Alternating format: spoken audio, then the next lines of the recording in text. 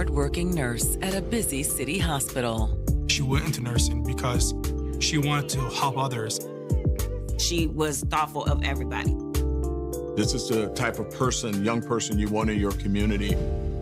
But now she's the victim of a shocking crime. We have a possible kidnapping. He pulled out a gun and pushed her into the car. She's screaming and hollering. The suspect drove away in her vehicle. Had her desire to help put her in danger. The hospital has a mental crisis center. He was not in his right mind. She was like, girl, he a psychopath. It's ridiculous. He actually stalked her. Or did she have a deadly secret? She tried to hide it from her family. I only knew what she told me. I just don't know why she lied. I don't see how that could be. Everybody has a little toxic in them. Wait, she stabbed you? May 13th, 2023. It's Mother's Day weekend in Detroit, Michigan, America's Motor City.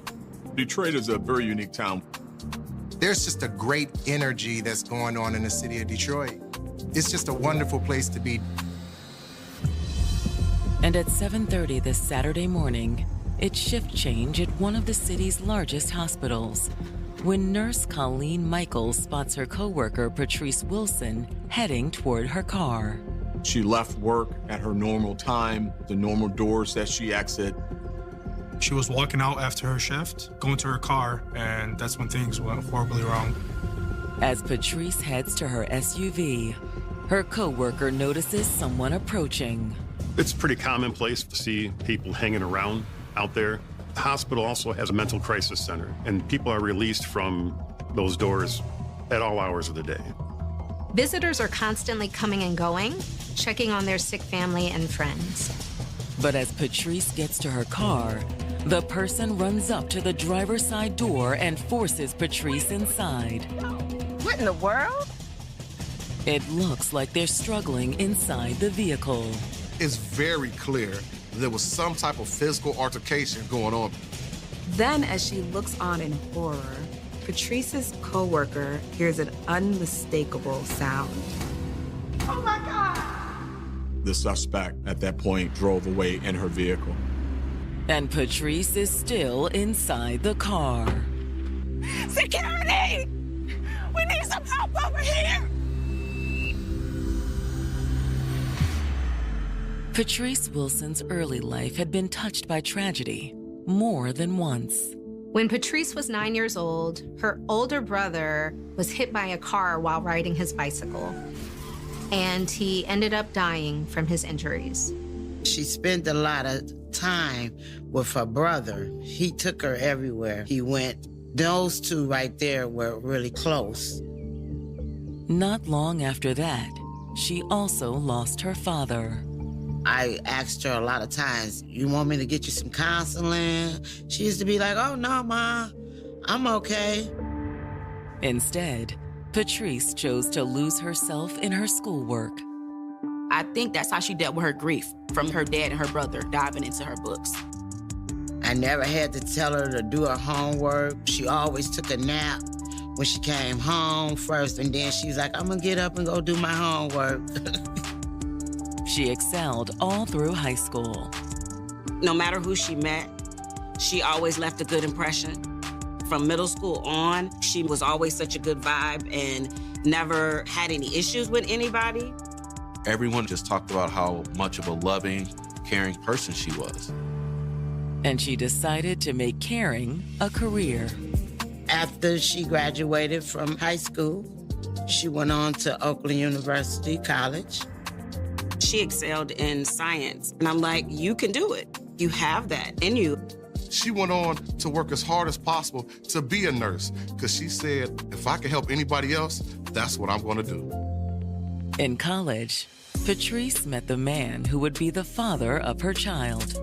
Patrice got pregnant in her last year of college, and as a parent, I was kind of upset about it because I didn't want that life for her. I wanted her to experience life and then have children. She wasn't looking to be a mother. However, once it happened, She said, I have to do what I have to do to be the best mother I can be. Patrice was committed to raising her child, but she wasn't gonna let that keep her from becoming a nurse. She kept studying, even in the hospital with the baby on the way. I saw those books and I was thinking to myself, she was not playing, she was serious. As soon as she pushed that baby out, the final was due. She actually took her final exam from her hospital bed after she had gave birth. Once she got her nursing degree, Patrice had everything she'd been wanting. Almost. Patrice's relationship with her son's father, unfortunately, they didn't work out. They decided to go their separate ways. Patrice devoted herself to raising her son. As a mother, she was the one to do it all. There wasn't anything that was out of her reach when it came to her son. Her and her son had a bond that was unbreakable. And her career as a nurse was taking off.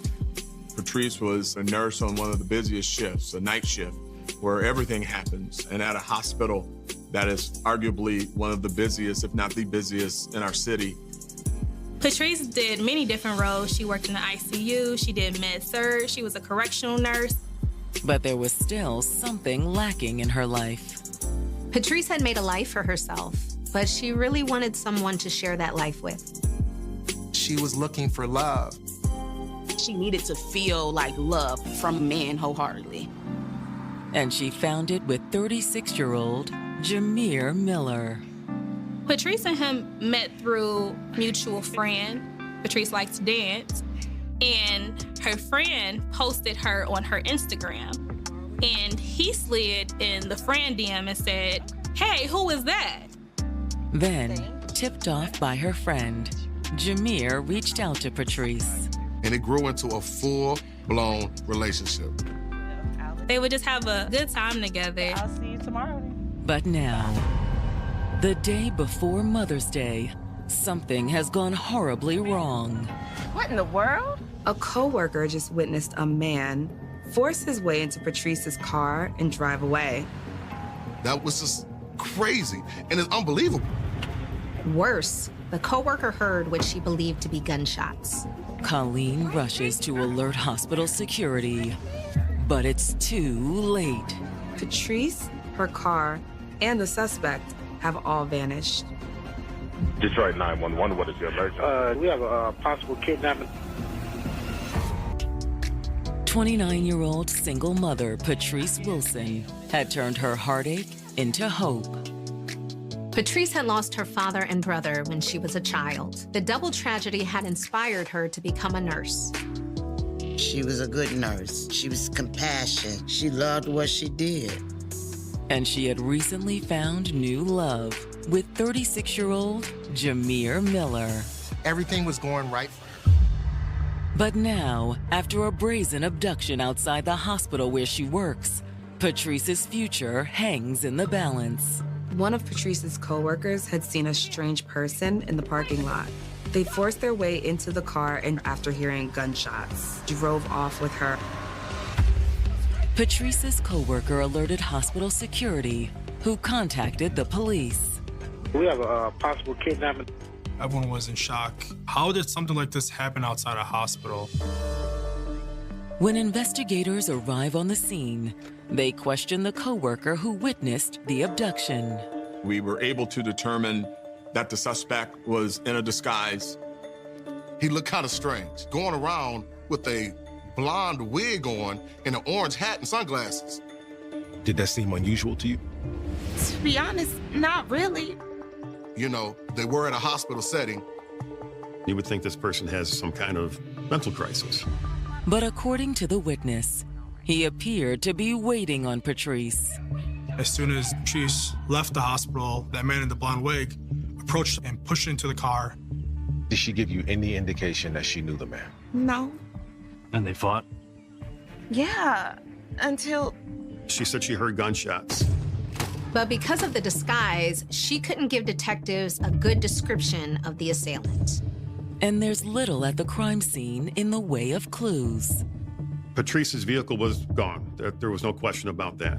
And there was a pink shoe that was left where her car was, also giving some belief that there was an abduction that happened. The police figured the shoe came off after Patrice was pushed into her car. However, they find no evidence of a shooting. There were no shell casings found. Although that could just mean that the casings remained in Patrice's SUV after the shots were fired.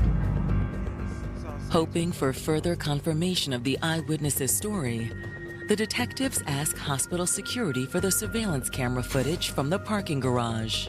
We were able to pull video from the hospital in various areas, such as the parking garage and the area that overlooks where Patrice had parked her car. Police figure, let's look at the footage to see if there's any way we can figure out what happened and get some type of leads. When detectives scan through the footage, it matches what Patrice's coworker described. The video surveillance that we watched showed what appeared to be a black male wearing a dark-colored tracksuit with a long blonde wig and a baseball cap. He also had a mask across his face, like a surgical mask. He follows Patrice to her vehicle. It's hard to see what happens inside the SUV, but once the man gets in, he never exits. The car backed out and sped away, and that was the last time anyone seen her. We didn't know initially what we had. We didn't know if this was a kidnapping and abduction or a kidnapping from a carjacking. So all of those things were in place. In any case, the detective's first priority is finding Patrice. The police issue a be on the lookout for Patrice and her vehicle.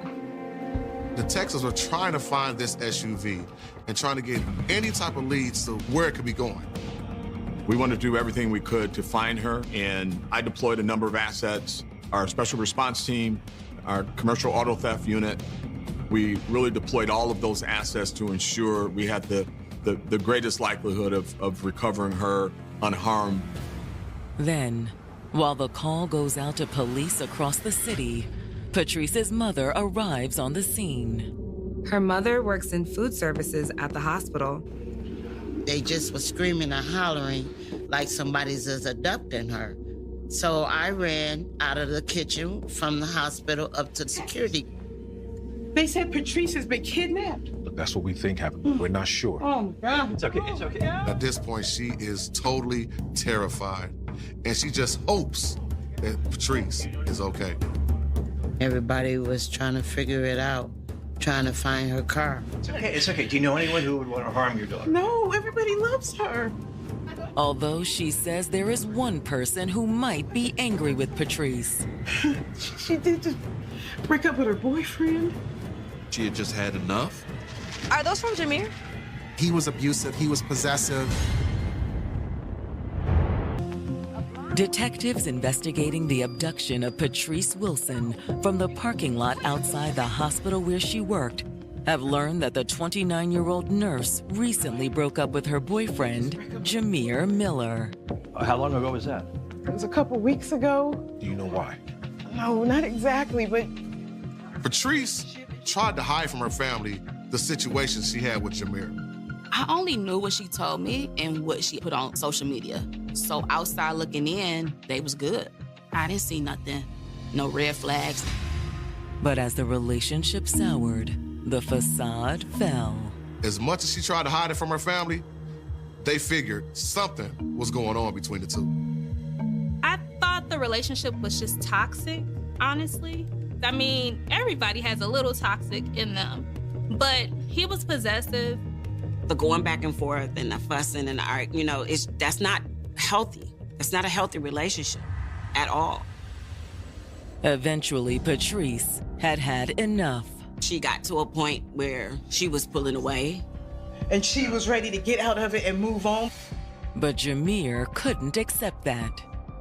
She was having trouble breaking it off with Miller. He wouldn't let go.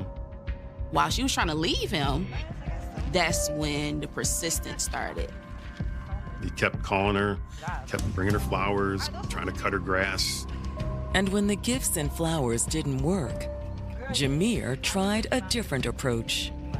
He would do strange things. He would steal her license plate off her car. He'd come over there, try to take the Ring camera off. I didn't understand. I told her, what's the purpose behind this? What's the goal? Patrice didn't understand either, but she wasn't worried. She that don't mean nothing. None of this scares me. She wrote off Jameer's actions as essentially harmless. But it didn't go much further than that, I didn't think.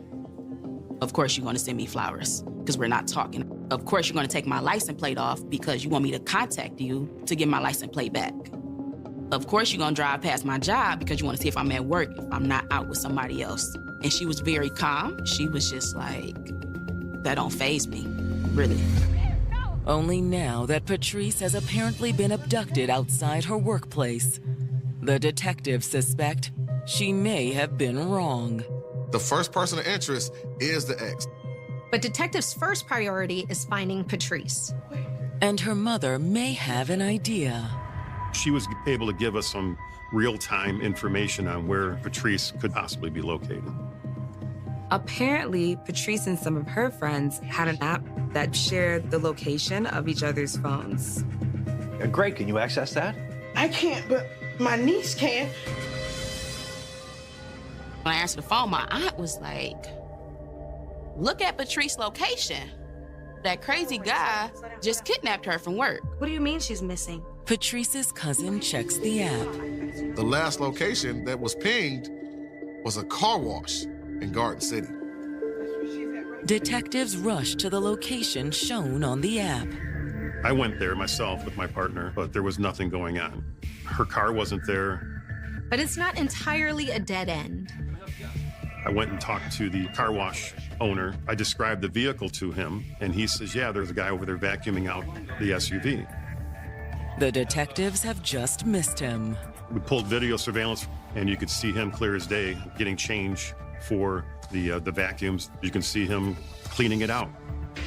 The detectives assume it's the kidnapper. In the video, the person was not wearing the same thing as the person who abducted her. He had shorts on and a t-shirt. He's no longer wearing the mask and wig either. But the video still doesn't give the police a clear view of the suspect's face. But the fact that they can't identify the suspect isn't the most disappointing thing about the video. Because detectives can only think of one reason for the suspect to be cleaning Patrice's car. Something that happened other than just an abduction. This was a homicide. The search for Patrice Wilson has led detectives to a car wash in suburban Detroit. She was abducted a few hours earlier from the parking lot of the hospital where she works. There's no sign of Patrice, but the detectives do recover video of someone, presumably the assailant, cleaning out the interior of her stolen SUV. At that point, the detectives determine that they are no longer investigating a kidnapping. Until we saw the video from the car wash, we were hopeful in finding Patrice alive. The detectives figured the suspect was trying to clean blood or other incriminating evidence out of the vehicle. However, while hope of finding Patrice alive is fading, the detectives do have another lead on her whereabouts. Her mom just sent us another text with location. Oh, great. Okay. Hey, can you email us this footage? We found out that her phone was in Inkster, went out there to search for her. Inkster is a Detroit suburb just about a mile or two from the car wash. We went out there to search for her, knocked on the door.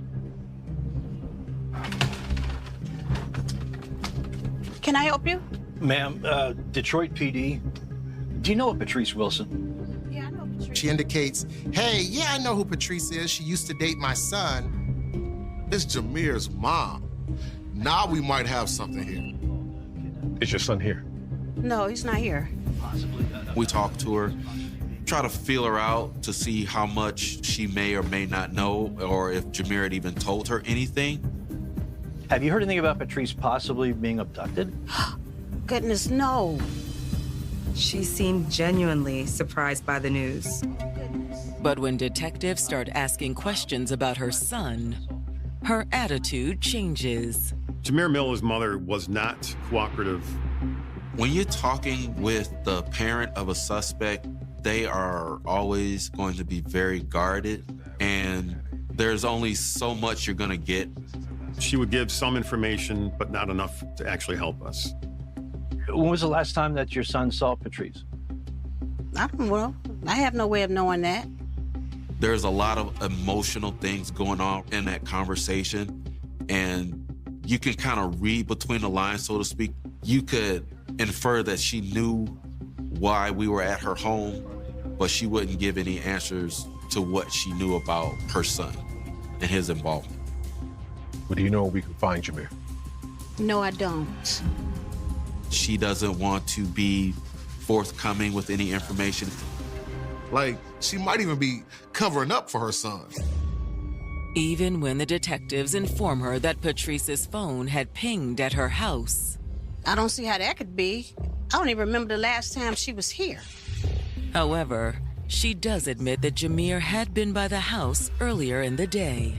She says he was here that morning, that he ultimately made a change of clothing from the clothes he had on into some shorts and a t-shirt. Do you know what kind of car he's driving? I don't know. I didn't look outside. She seems like she's trying to hold back information. But when the detectives ask to look around, she doesn't refuse. Inside, there's no sign of Patrice or her phone. But the detectives do find Jameer's phone. His mother says that when Jameer came to the house that morning, he left his cell phone to charge. The detectives take Jameer's phone and head back to the station. Utilizing cell phone data in an investigation is very crucial because it helps you to pinpoint where you are at a particular point in time. And once we gather all of that information and we come back and sit down at the table, then we start putting the pieces together. It's like you just laid out the puzzle pieces and you start putting them together to see how everything fits. Looking at the location data on Jameer's phone, it appears that it pinged off all the same cell towers as Patrice's phone had that morning. Which is another indication that Jameer was most likely the man who kidnapped Patrice Wilson. The detectives redouble their efforts to find Jameer Miller. The police put his name out in the media and on the street, saying that they needed to talk to him.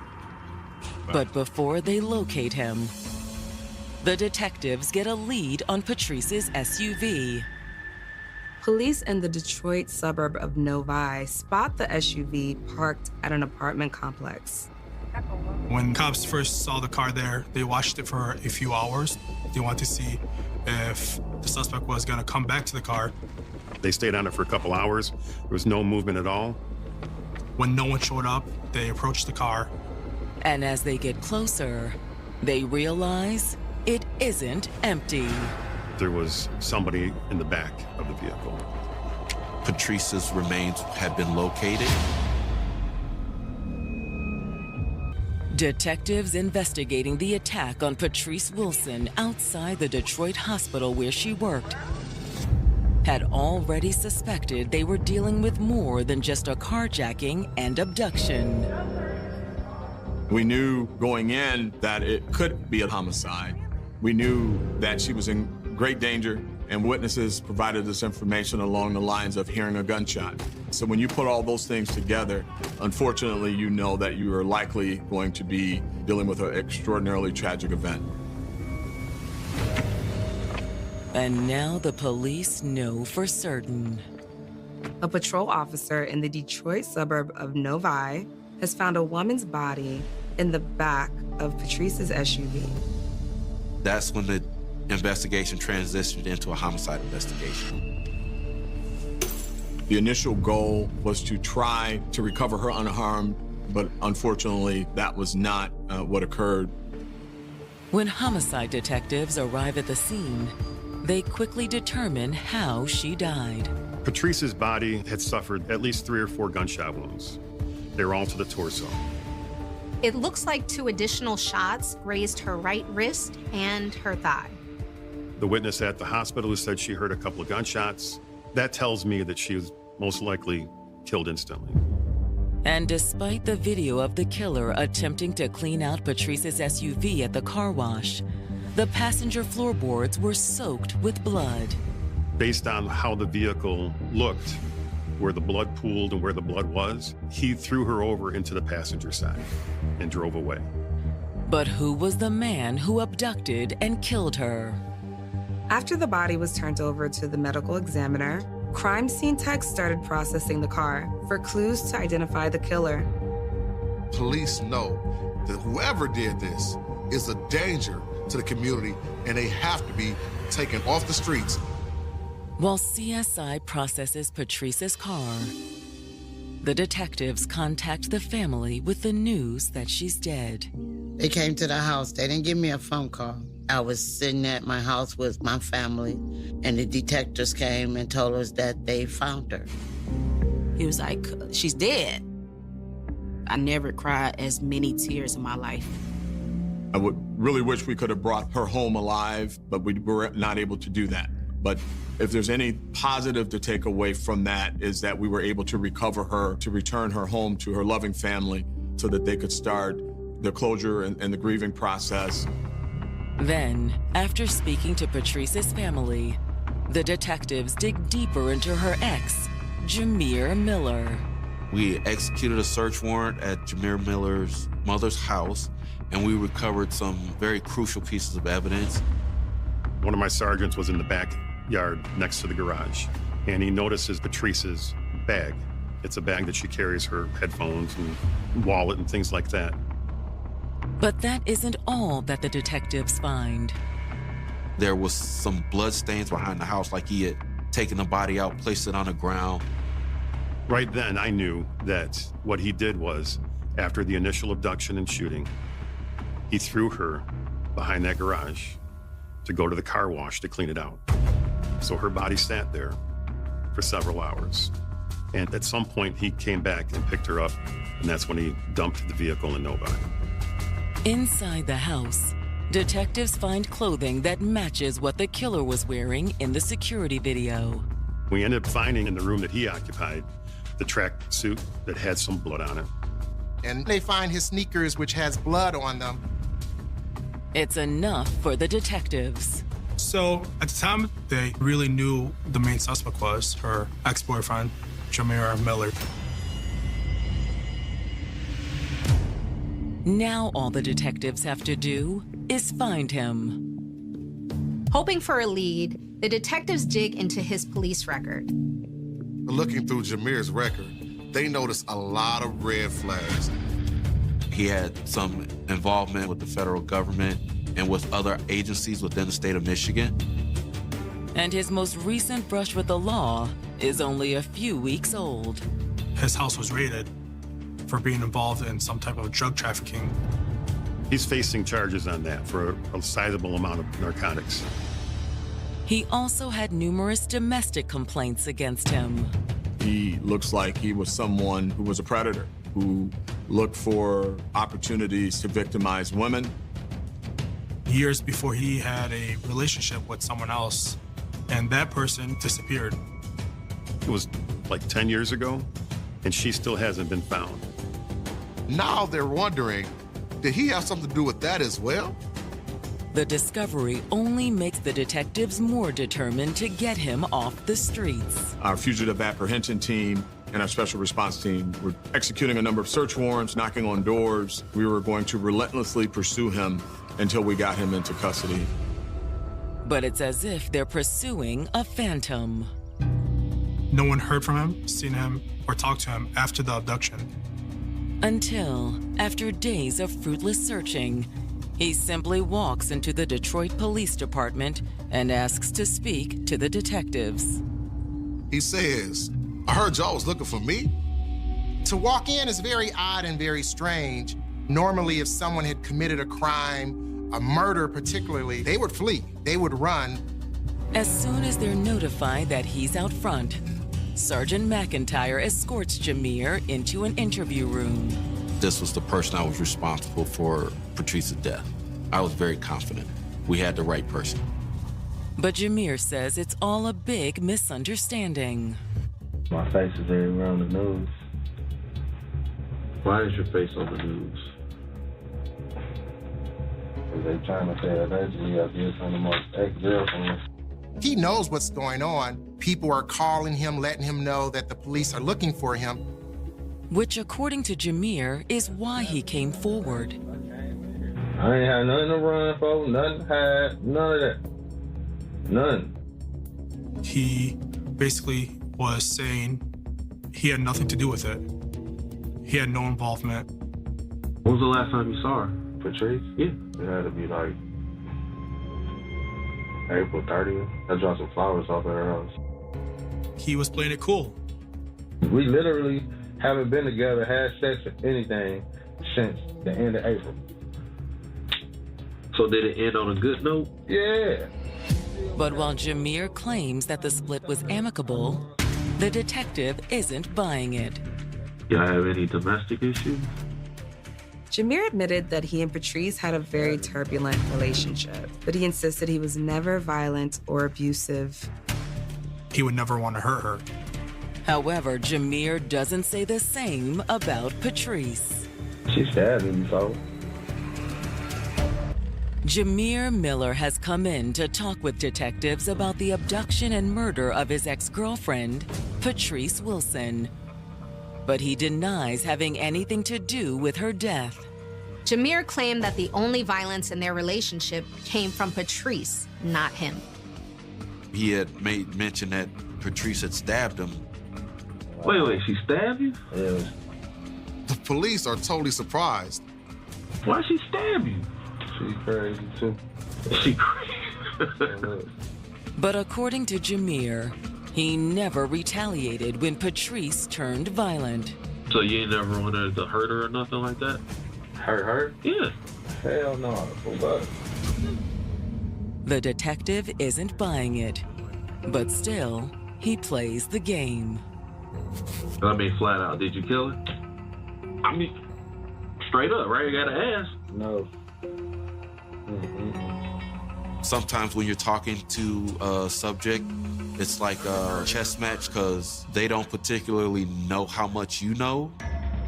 Until the detective decides it's time to tip his hand.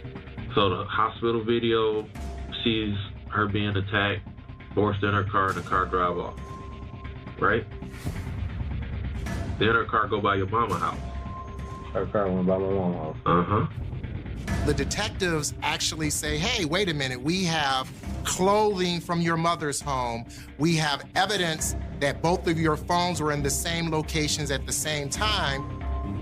The police are showing all the evidence to Jameer. So how are we getting around that?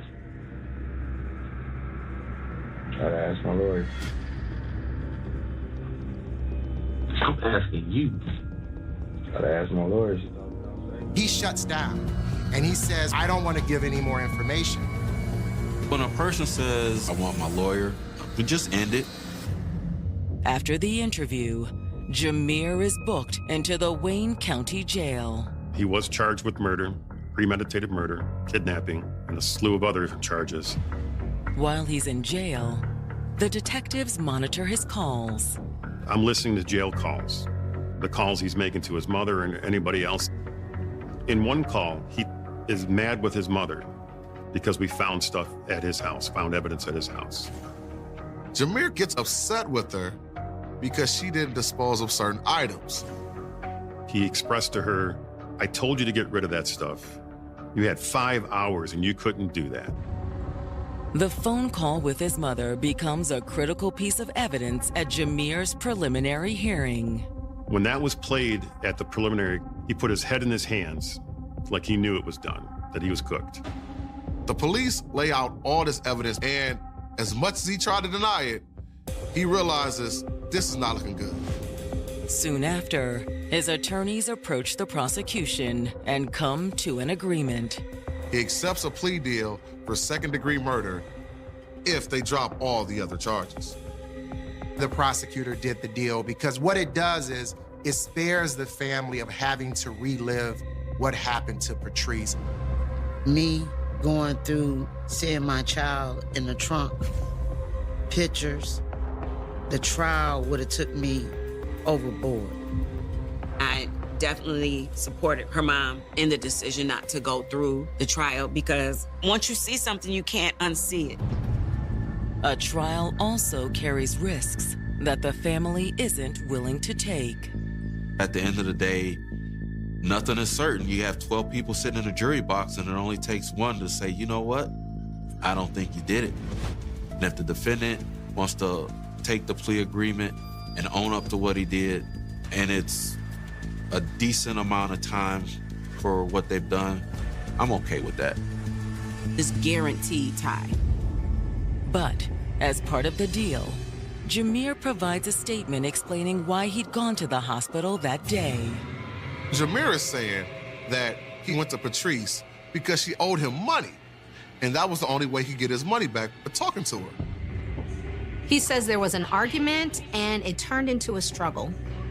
But according to Jameer, he never meant to kill Patrice. He got startled and the gun went off. Jameer even claims that he tried to save her. Oh, God, Patrice, what do I do? What do I do?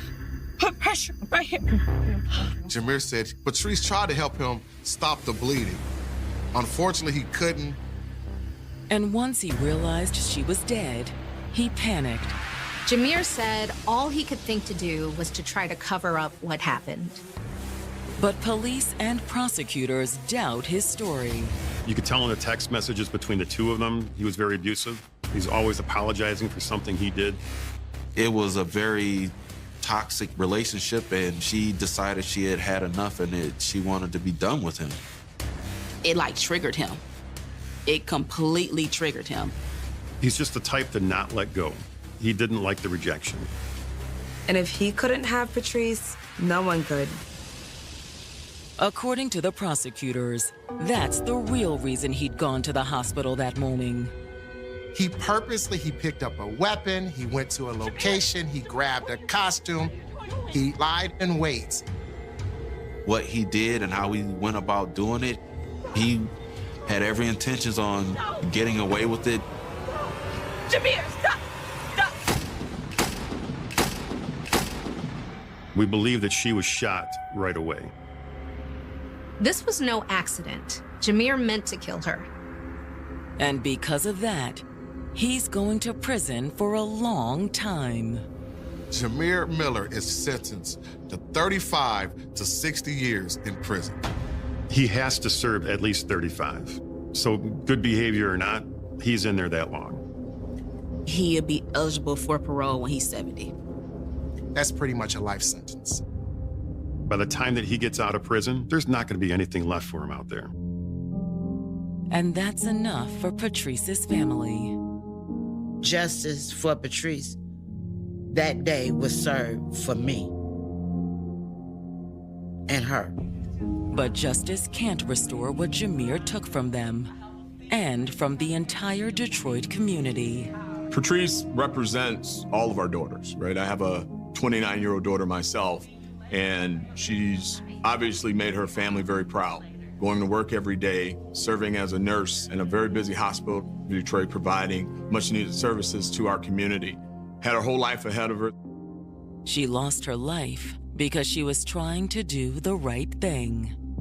Patrice did the right thing by leaving her ex-boyfriend. I told her, I said, you're loved. So there's no reason for you to even have to be in a situation like that. There's no reason at all. I think she wanted to be in a relationship and she struggled, but she was getting there towards the end. And I told her, I said, you gotta learn to be by yourself sometimes. But just breaking up wasn't enough. If your ex-boyfriend keeps harassing you or texting you or trying to come to your house, that's when it's time to call police. If you got one person that you can really tell. Social media and dating apps have forever changed the world of love and romance. Back in the day, people discovered romance through personal interaction. Now it's swipe right or swipe left. You're judging someone not by their personality, but simply by how they look. Fixating only on the physical can lead to a revolving door of romantic partners, and the result can be as uncertain as a coin toss. Are you meeting the woman of your dreams, or is it a psychopath? And how will you know? A lot of men become naive and humble and vulnerable to someone that they're interested in. But what happens when love goes off the rails? You could be having the time of your life one minute and be living your worst nightmare the next. Love is one of the oldest motives for murder in the book. June 22, 2020, Columbus, Georgia. It's a warm summer morning in the state's second most populous city, one which continues to grow by leaps and bounds.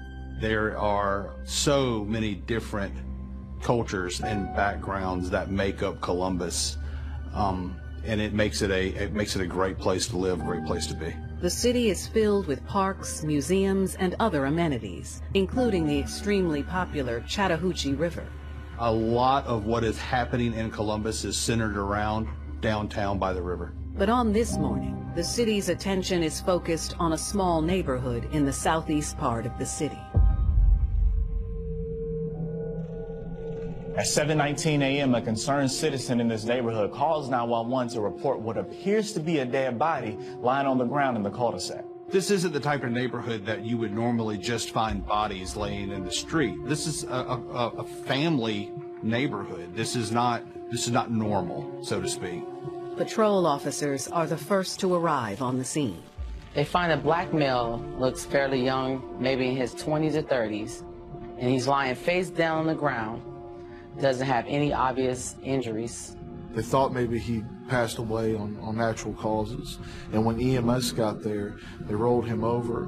And during that time, EMS has now determined that the subject is lifeless, and they have found the gunshot wound. There's stippling around the wound, which means the gun was in close proximity to the body, 6 feet or less. On the ground nearby is a 9mm shell casing. That tells police that the gunman used a semi-automatic weapon which automatically ejects shell casings, and it was a 9mm. So they know what kind of weapon they're looking for. Homicide detectives arrive, as does the county coroner, who is able to help narrow down the time of death. It's actually hard to determine exactly how long without having an actual temperature of the body and then gauging the temperature of the night. But as far as the investigation and working with the coroner's office, we kind of narrowed that window of somewhere around 8 to 12 hours of him being on the street. A search of the victim's pockets reveals neither a wallet nor a cell phone. Investigators do find more than $400 in cash. That's a large amount of cash to be carrying. And it's very unusual to carry it loose in your pockets like that rather than in a wallet. Detectives notice one other unusual detail.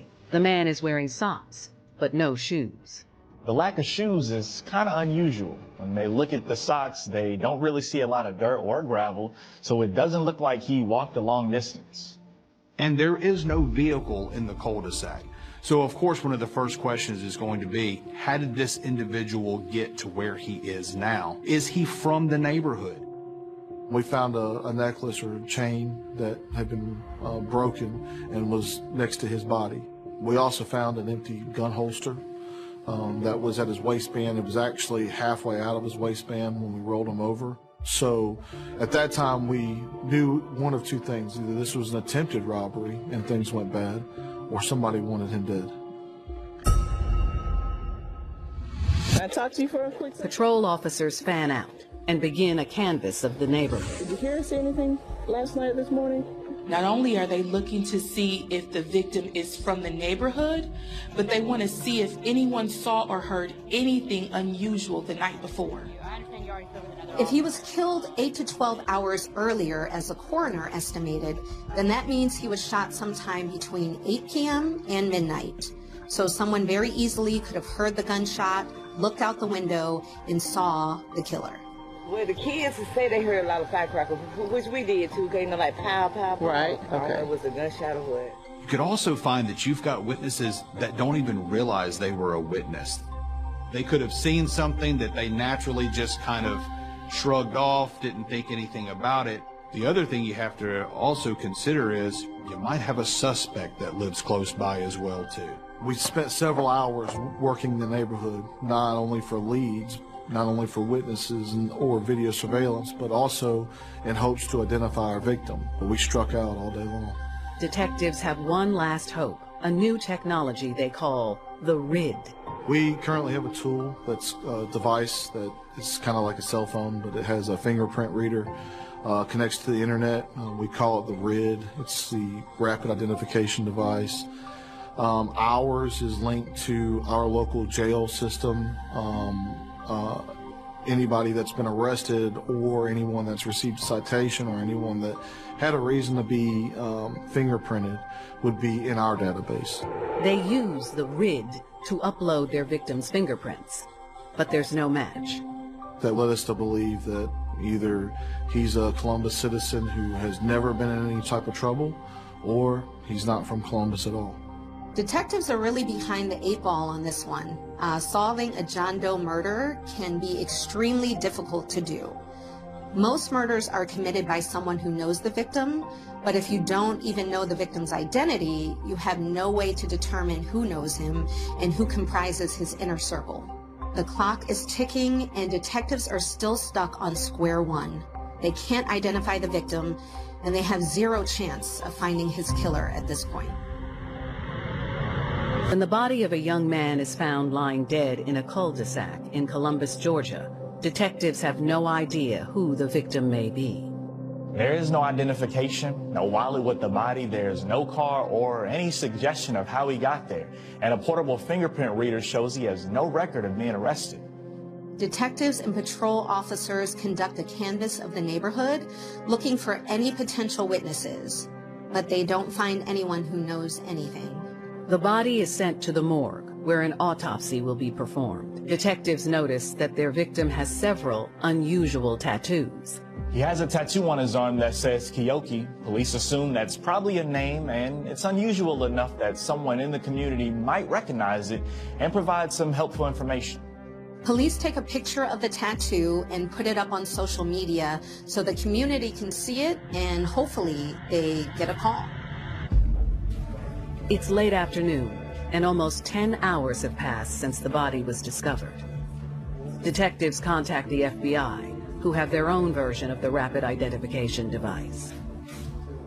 Our device is only linked to a database that we use with the Columbus or Muskogee County Jail, but the FBI has access to a similar device, but their device is linked to multiple databases from multiple jurisdictions. The FBI agent scans the man's fingerprints, and within minutes, he has a name: Travis Jermaine Henry.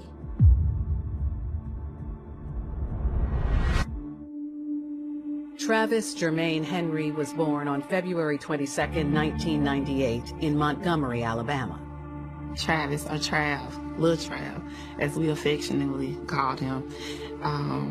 From the beginning, he was a handful. He was the first grandson on both sides of his mother and father's side of the family. He loved his parents and his grandparents. Travis's mother was Kiyoki Ball, and Travis was her only child. He gets a lot of his personality from his mom, because she was just so full of energy. Travis was so close to his mom that he got her name, Kiyoki, tattooed on his arm. He was his mom's child. He was definitely his mom's child, and they shared a bond. He loved both of his parents, make no mistake about it. After graduating high school, Travis focused on building a business that could help others. He had like that entrepreneur spirit about him. He wanted to build and even do things in his community. One of the things he wanted to do was he wanted to buy properties, rebuild and, revitalize, renovate these properties and offer low-income housing. It didn't take long for Travis to find success, and he enjoyed its trappings. He loved old school cars too. So he had like an old school Regal that he invested money in, and he had recently had gotten a BMW. In the spring of 2020, the COVID pandemic took the entire world by storm. No one was more directly affected than the Henry family. Travis's mom, Keoki, became very sick early in the pandemic and eventually succumbed to COVID. Her death was devastating to Travis. During the early stages of COVID, you couldn't visit your loved ones. You know, you had to just kind of talk to them over the phone. That last week or so of his mom's life, you know, he wasn't even able to be with her physically, you know, to comfort her, just be there with her. Just 2 weeks later, Travis's grandfather also passed. His grandfather had suffered a stroke, I think it was, and he was hospitalized. But once his grandfather found out about the news of losing his daughter, of losing Kiki, you know, needless to say, it just kind of floored him. So Travis' mom passed on May the 20th. His granddad died, I think it was June the 7th. So that Thursday before this happened to Latrell, he actually had to bury his grandfather. The tragic events took a toll on Travis. He was struggling. I mean, we all were struggling, but it definitely, the relationship him and his mom had and stuff, he was definitely struggling. He didn't even want to stay at his mom's house, you know, anymore, because it was just reminding him of his mom. He had expressed interest in relocating to Georgia. He wanted, you know, kind of like a fresh start, to kind of get away.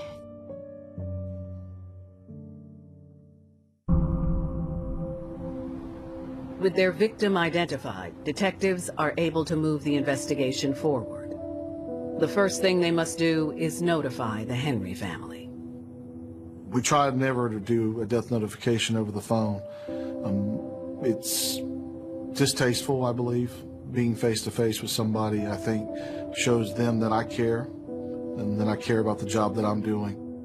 The problem is that Montgomery, Alabama is 90 minutes away, and detectives can't really stop their investigation. So they make the notification by phone. I got on the phone with the family and was able to get a phone number for Mr. Henry. I knew that plotting his cell phone would be huge in understanding where all he was at. Obviously, he ended up on Nina Street. We wanted to know where else he had been in the city of Columbus. Detectives obtained Travis's cell records, which includes GPS tracking data.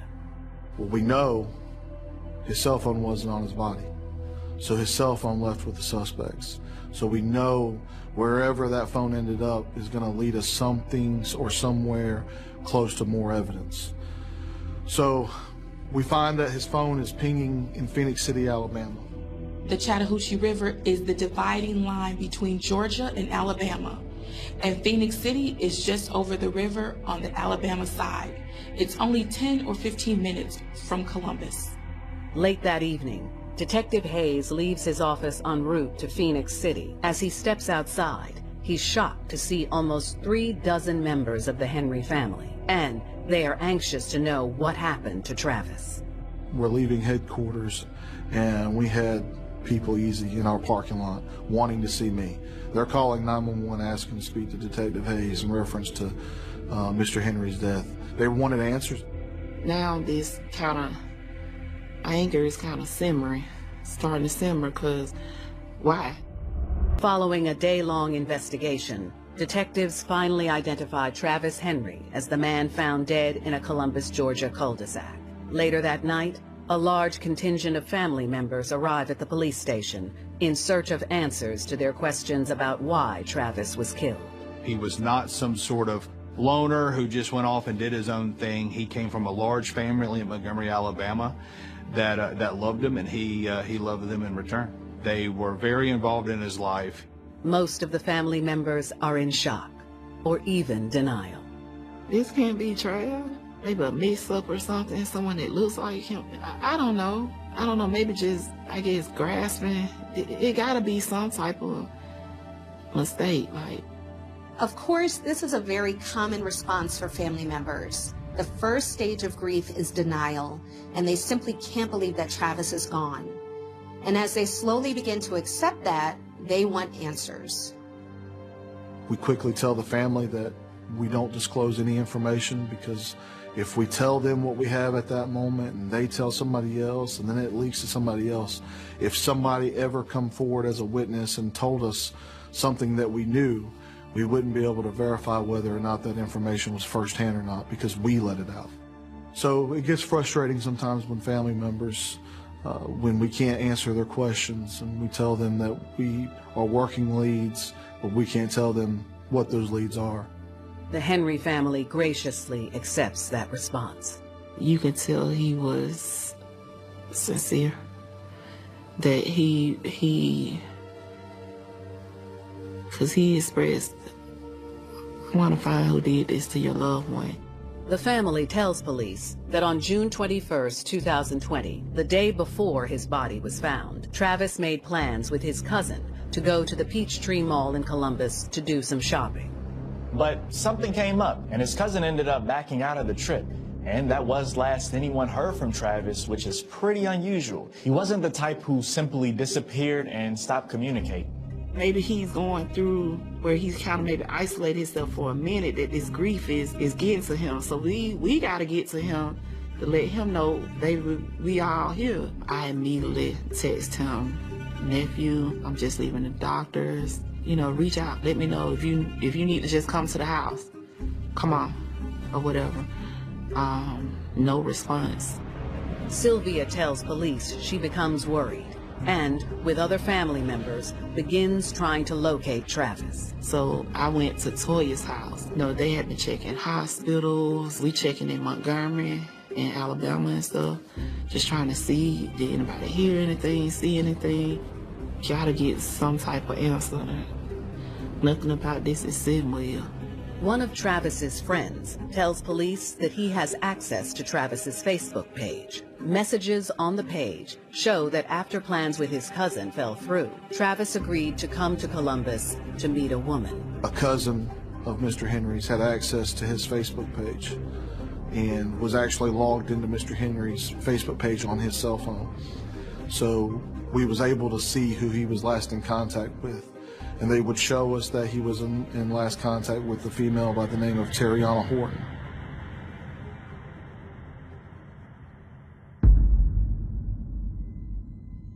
My partner at the time recognized the name from a case that he had worked when he was assigned to another bureau in the department. And he recognized her Facebook page and he said, yeah, I know this girl. The detective remembers that a year earlier, Terriana Horton's brother, Terrion Joseph, had been murdered, and Terriana had been interviewed about that case. So he begins digging through police records to try to find a current address for Terriana Horton. Travis Henry's grandmother, Vicki McLemore, is also at the police station that night. She tells Detective Hayes that Travis was driving his BMW 528i when he came to Columbus. Detectives enter the vehicle into their system as stolen, and it is immediately compared to all reports of found vehicles, and detectives are instantly notified of a BMW 528i that was found earlier in the day in Phoenix City.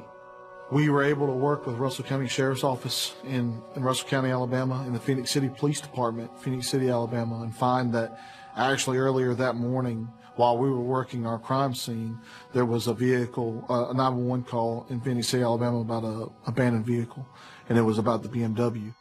We go there and we find this is the vehicle that has the registration to Miss McLemore. The car is found parked in a grassy area near a landfill. It's a very rural area, and the car is actually pulled off the road through a dirt path and then halfway into some trees and brush. So it's pretty clear that someone was trying to hide it so it wouldn't be found.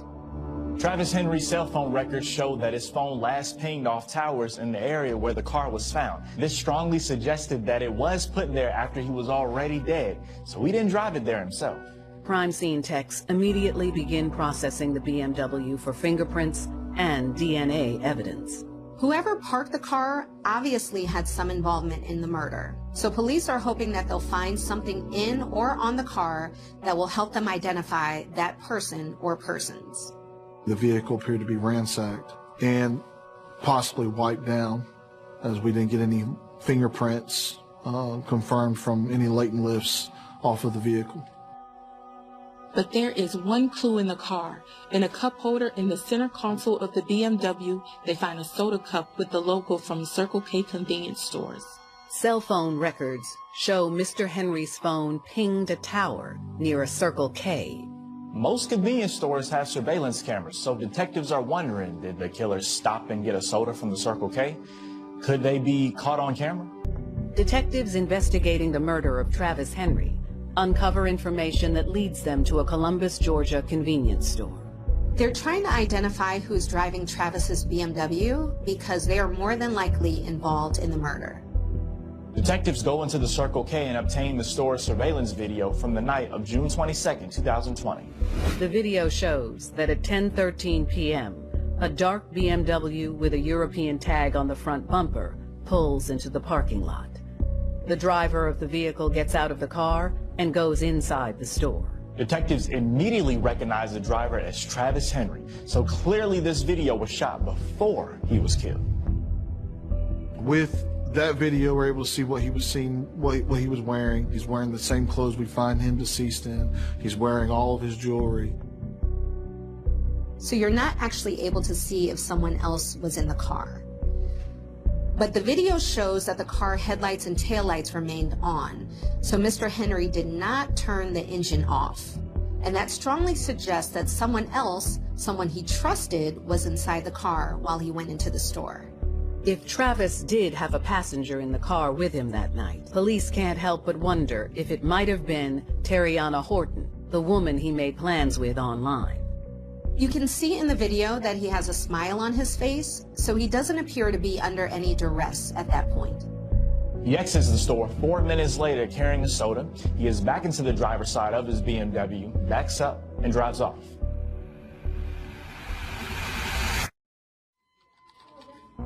Investigators download the content of Travis Henry's Facebook page, including his messages.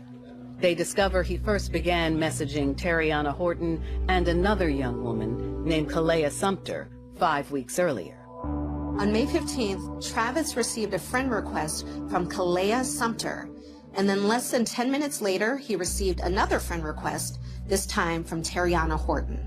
And then immediately after that, Travis and Terriana began communicating through private messages. What we quickly realized, Mr. Henry had previously met these two girls somewhere. They knew each other. And that these two girls, Kalea Sumter and Terriana Horton, were flirting back and forth with Mr. Henry. Travis messages Terriana that he and a friend are interested in meeting the girls. A short while later, Terriana asks Travis if he and his friend are able to come to Columbus that night. Travis's mom is very sick at the time, and she's actually in the hospital dying from COVID, so he's not able to go and meet with them. Over the next month or so, they have sporadic contact, so there is just some messages here and there, just sort of general flirting. On the afternoon of June 21st, 2020, Travis messages Terriana that he may come to Columbus for the night. Terriana messages him back, "Come on." She tells him that they can go to the Riverwalk and hang out. He basically hits the road. His cell phone shows him traveling. He's hitting different towers from Montgomery to Phoenix City to Columbus. We see that he makes contact with her, says, "Hey, I'm getting close. Where can I meet you?" Terriana tells him to pick her up at an apartment complex in Columbus. She doesn't give him an exact street address, but she provides various landmarks for him to follow to get there. His phone would show him arriving, taking the highway and arriving to Whisperwood Apartments here in Columbus, Georgia. You can see in their conversation on Facebook, he says, "Hey, I'm here." She says, "Hold on, I'm coming out." Detectives are convinced that the Facebook messages suggest that Terriana Horton is, at the very least, one of the last people to see Travis Henry alive. Detectives know they have to find Horton and question her as soon as possible. Detectives know, based on social media messages, that 20-year-old Terriana Horton was with Travis Henry the night he was killed. They also know that Travis had interacted with Kalea Sumter on Facebook, and they could tell from those initial Facebook messages that Kalea and Terriana were most likely friends. So police are looking for both of these young women. Because Terriana had been questioned by the police before, detectives are eventually able to find contact numbers for her parents. We would actually make contact with her mother and father, who lived here in Columbus, Georgia, and they would bring Terriana Horton to us. We simply expressed that, Terriana Horton's name had come up in an investigation, and that it was important that we speak with her. Terriana Horton's early life was filled with upheaval. Not a lot is known about her family life, but we can assume it was pretty chaotic. She ran away from home several times. She was even reported missing by her mother. She was involved in numerous fights in school and out of school, on the streets. It's quite common to see children who have troubled family lives also have issues in school, and Terriana was a good example of that. Terriana's brother, Terrion, was apparently killed in street violence in 2019. There was some indication that her brother was in a gang and his murder was gang-related. It's not uncommon for juvenile females to be attracted to this gang activity that involves street fights and running around late at night committing robberies and being involved in shootings. Her brother also got caught up in that type of life. Witnessing her brother's death must have been a very traumatic experience for her. It probably pushed her even more towards a life of crime. Around this time, Terriana and Kalea Sumter became friends. Kalea was a few years younger, and they came from a similar background, so they started hanging out together.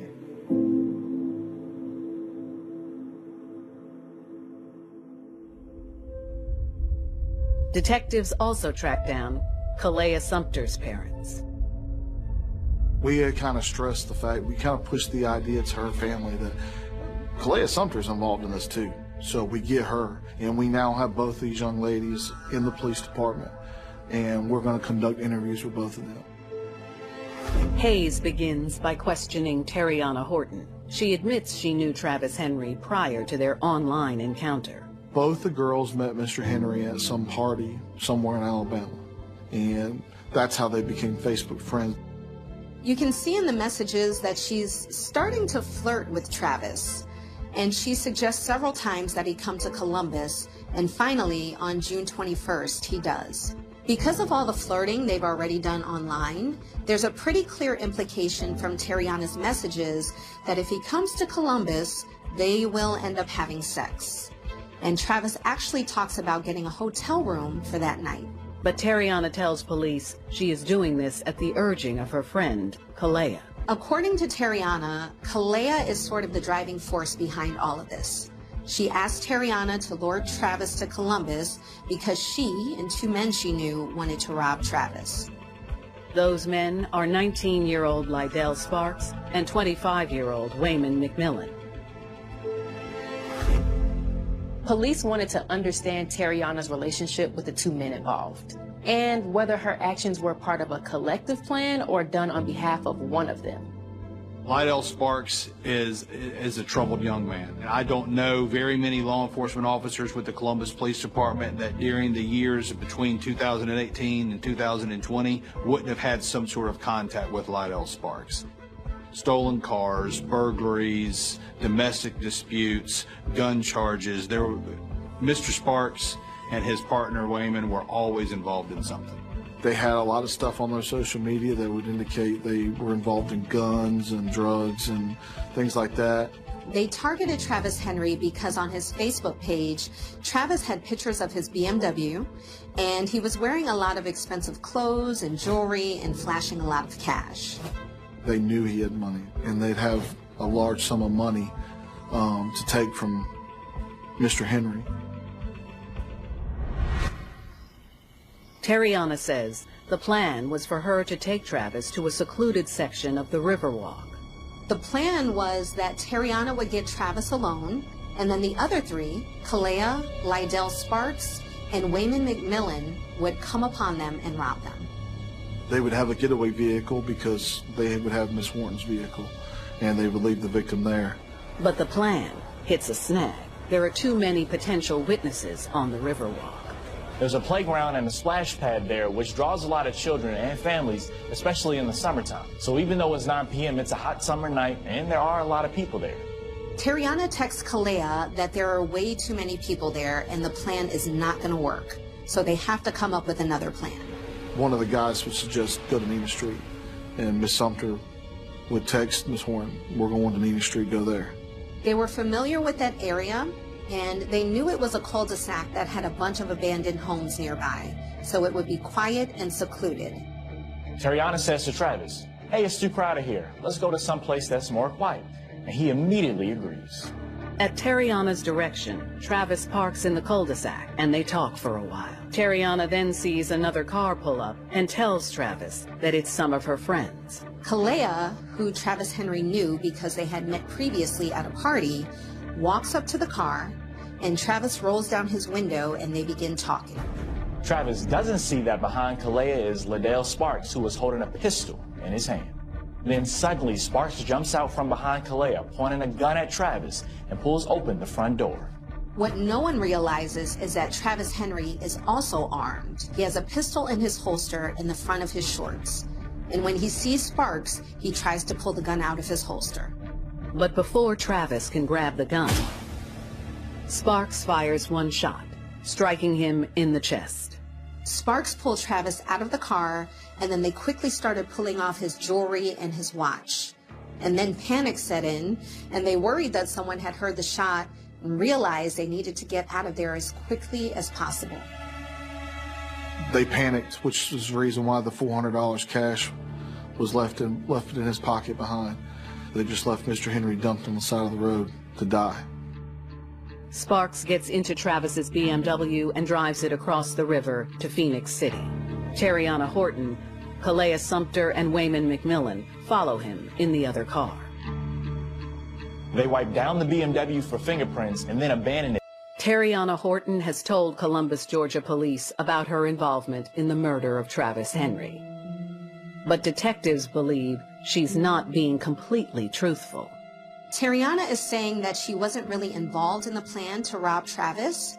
She's pinning most of the blame on Kalea and the other two men, Lydell Sparks and Wayman McMillan.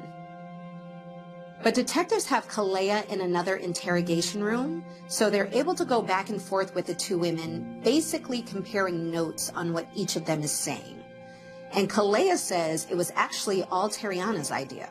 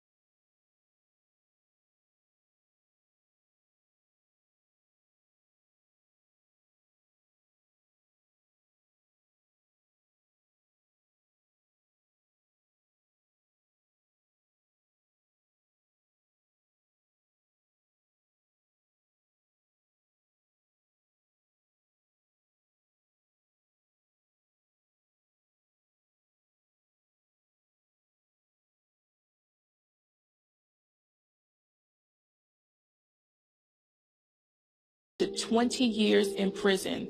Although she will only serve 8 behind bars and the rest is probation, Kalea Sumter also pleads guilty to armed robbery and gets 15 years with 6 to be served in prison. McMillan is also sentenced to 15 years with 8 in prison.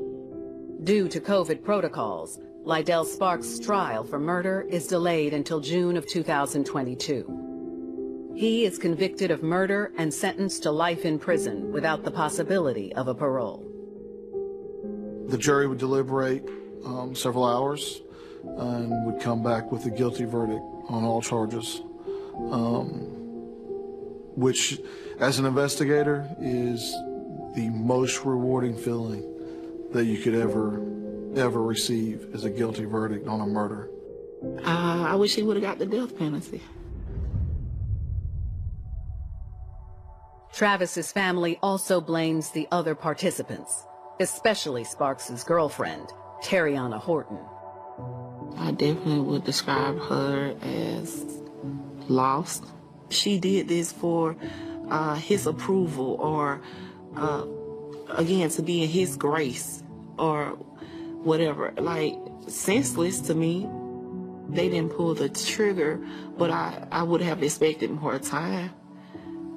I would have liked, I honestly would have liked if they would have been given more time.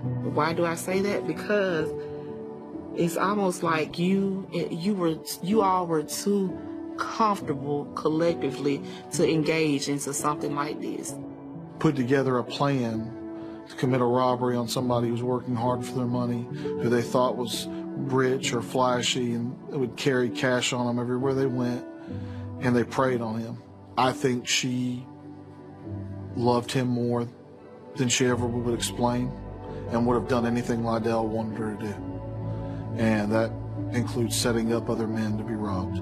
I wonder how many times that they did this. How many times did they set up a man, being an attractive young female, meet somebody at a party, lure them here, or lure them somewhere, and were successfully able to rob them of a few $100, and didn't lead to someone's death.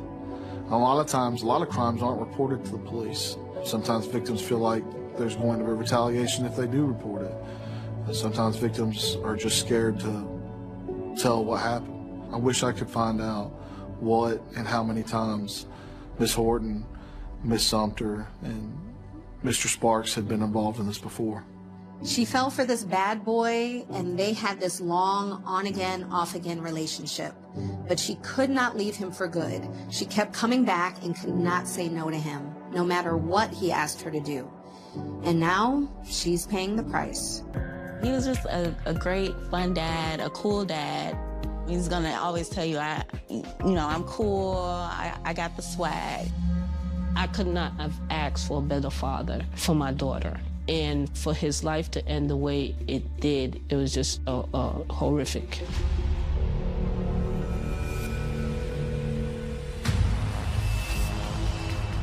Firefighters discovered an unidentified body. Investigators immediately smelled the unmistakable scent of gasoline.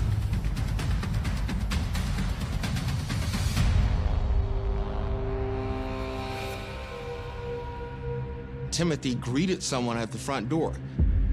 This person who appears to be a meter reader.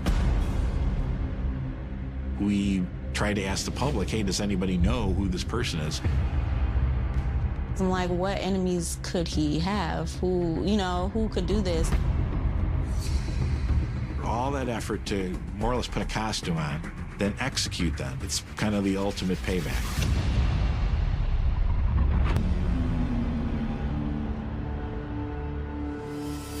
On September 14th, 2015, at 12:43 a.m., the Chicago Fire Department responds to a 911 call about a house fire in Morgan Park.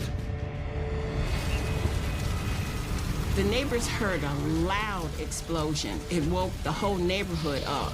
And because it alarmed everybody, they proceeded to call 911. Firefighters find a single-story home fully engulfed in flames. Firefighters rushed inside of the house to battle this blaze. By 1:22 a.m., the fire is extinguished. Firefighters aren't going from room to room. They discovered an unidentified body in the back addition. They discover this body. It's burnt, really beyond, recognition. The homeowner is listed as 48-year-old Timothy Lawrence. The assumption is that it was probably Timothy. One of the firefighters knew him and called his ex-wife. It was early in the morning, I would say probably 3:30 maybe. My phone rang and it was his cousin. He was a firefighter. And he was like, hey, we just got a call. There's a fire at Tim's house. He's like, have you heard from him? I called my parents and I'm like, hey, I just got a call saying that Timothy's house is on fire. Nobody can reach him. And my mom didn't want me to drive, so they came and got me. And we went to the house. In my mind, I'm still hoping, I'm still praying.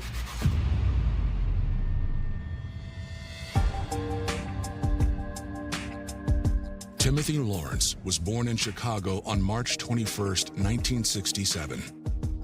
The second son in a family of 5.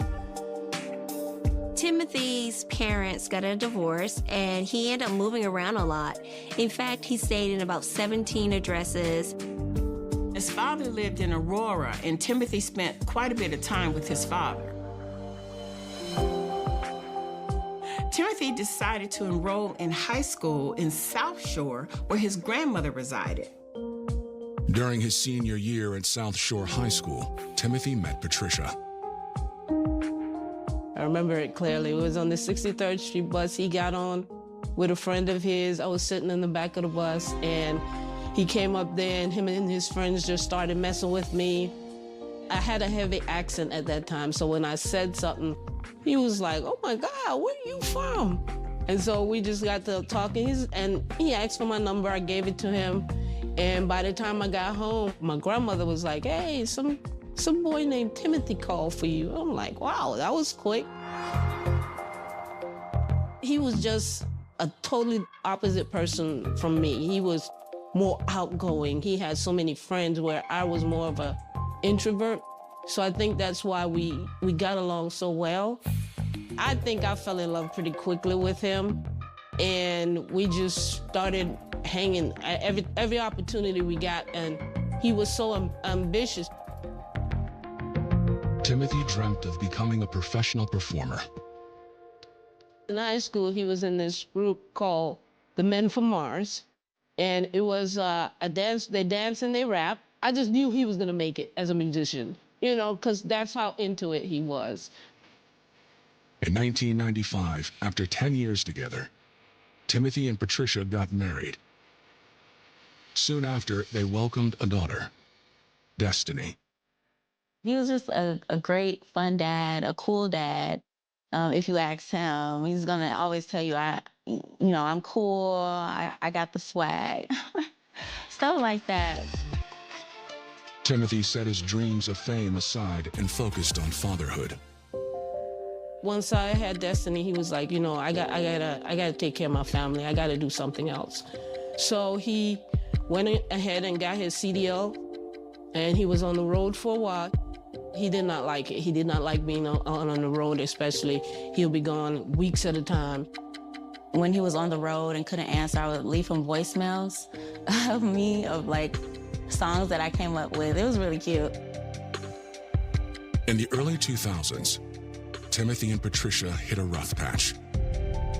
I think we just kind of grew apart.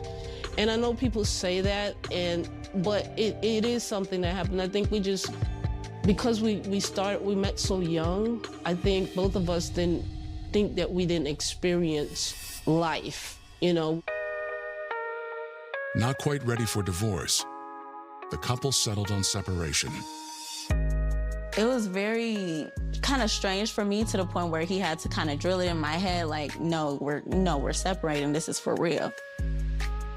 There was a few years after we separated that things was pretty rough with us, but We always knew that our number one priority was Destiny. That was it. I mean, we would argue, but when it came to her, there was no argument. Whatever the case may be, he was there. He was my biggest hype man. Timothy made another big change. Eventually, he started working as a garbage truck driver, and he also drove the snowplow. He did that for a long time. In August 2007, Timothy purchased a home in the Morgan Park neighborhood. He was able to, get his own house. He worked hard for a lot of his life. So I think when he finally moved into his house, it was like a reward to him. For almost a decade, Timothy and Patricia remained separated. They were just like very good co-parents and best friends. We got back together several times. The only reason that the divorce finally went through is because he started dating a young lady, and he was like, I don't think it's right in God's eye that I'm still married, but I'm out here, dating. I would say he was kind of a ladies' man a little bit. There were a couple girlfriends that I was introduced to. They were cool. In the fall of 2014, Destiny moved to Alabama for college. Even with hundreds of miles between them, Timothy was always there for his daughter. The only thing that he kind of drilled into my head was to stay in school, get as much education as you can. He's always been a great dad.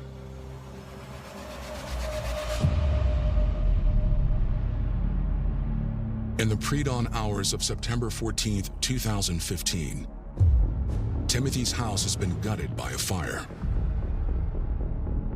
A body, presumed to be Timothy, has been found inside. Patricia arrives on the scene. When I walked up and introduced myself to the detective, I explained who I was, and he was like, have you heard from Timothy? I said, no. He was like, at this time, we're thinking that the body that was found was his. I just broke down, and in my mind, I'm thinking, this can't. The police asked Patricia, Timothy's ex-wife, to come to the police station to give an interview. With Patricia on her way, detectives with the Chicago Police Department take an initial walkthrough of the scene with investigators from the fire department. Fire investigators immediately smell the unmistakable scent of gasoline. For all purposes, this was an obvious arson. The smell of gas is very distinctive, and there was no reason for there to be gas inside the residence unless it was used as an accelerant to start this fire. The body was so badly burned that they couldn't tell who he was or how he died, but everything pointed to foul play. Detectives released the body to the medical examiner for autopsy.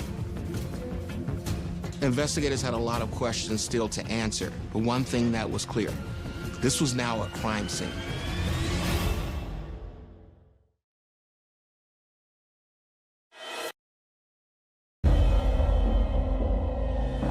Following a fire at the home of 48-year-old Timothy Lawrence, Chicago investigators suspect foul play. There was a body.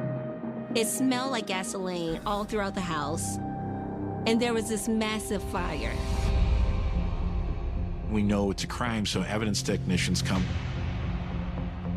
The body was found in an addition in the back of the house, so they're going to start there. So that's really where the fire started. I mean, that was like burnt to the ground. That was all made of wood. That was a point of origin. There was several distinct areas where an accelerant was visibly seen and you could smell it. Because the fire was started where the body was found, that told law enforcement that whoever started that fire was trying to burn the body as well. A lot of people use arson to try to cover up the physical evidence because it does do a good job of burning up all those things. When things are burnt, there's no DNA, there's no fingerprints, it's gone. Investigators locate a potential source of evidence that wasn't destroyed. There were some external cameras on Timothy's residence. One on the garage facing the driveway, and another one on the porch facing the main entrance. The cameras are connected to a computer inside the house. The DVR was burnt up, and the hard drive and all the contents were melted. However, there was a sign that said protected by this particular security company and had a phone number. The provider's placard says, hey, call this number for assistance. That's the only possible hope. They reached out to the security company to see if they could obtain footage. They had to get a warrant, which could take a long time, but it could really pay off. Investigators look for more immediate answers. When anything like this happens, you do what's called a canvass. You knock on the doors. Hey, do you know who lived over there? How is that person? Do you know anybody that you'd think that, would want to do this? Many neighbors knew Timothy Lawrence and described him as a quiet man who was a good neighbor, kept to himself, and largely hung out with his own family. One of the neighbors points out that Timothy owns 3 cars, but only 2 were in his driveway. There's a dark color Buick LeSabre that's missing, and so the police issue a bolo to look out for the car. Detectives head back to the station. It's normal for the police to do a background investigation even on a victim. And they did conduct one, and they didn't find anything. He had a pretty clean history. Investigators speak with Timothy's ex-wife, Patricia. At first they thought, oh, was he into something illegal? Was he doing why he put cameras up and all that? I'm like, if y'all knew him, he was the furthest thing from doing anything illegal. Timothy had a nephew who had some brushes with the law, so law enforcement asked Patricia if there was any kind of connection there. They was like, do you think he's capable of doing something? Like maybe he came and asked for help and Timothy wouldn't help him. I hadn't seen the kid in years, so I did not know if he was capable. I didn't think so, but you start looking at everybody differently. You start looking at everyone sideways. Even people that you've known for years, even family members, you start thinking, okay, are they capable of this? Who would do this to him? Who would have such an animosity towards him to do that? Patricia couldn't think of anyone who might be after Timothy or want to hurt him. He was a hard-working family man. The next day, investigators attend the autopsy. The police still don't know 100% whether the body is Timothy or how he died. Because the body was burned so badly, it came down to the dental records, which confirmed that the body was in fact Timothy Lawrence's body. The autopsy also reveals Timothy's cause of death. When they examine the body, they can see that there's an obvious, bullet wound in the back of the skull. It was determined that he was killed by a medium caliber bullet to the left side of his head. This is a homicide, and it was an intentional arson and killing.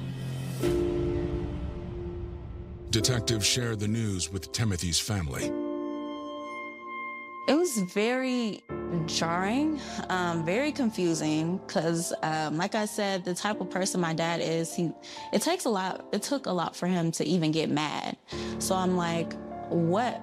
It just was confusing to me because I'm like, what enemies could he have? Who could do this? It was hard, especially with Destiny. I mean, it was to the point where we couldn't be out of each other's sight. And all I was trying to do is be as strong as possible for her without her seeing me breaking down. I would go in the bathroom and I would cry just so that she don't see me crying. 2 days after the fire, investigators get a potential break when Timothy's missing Buick is found abandoned 2 blocks from his home.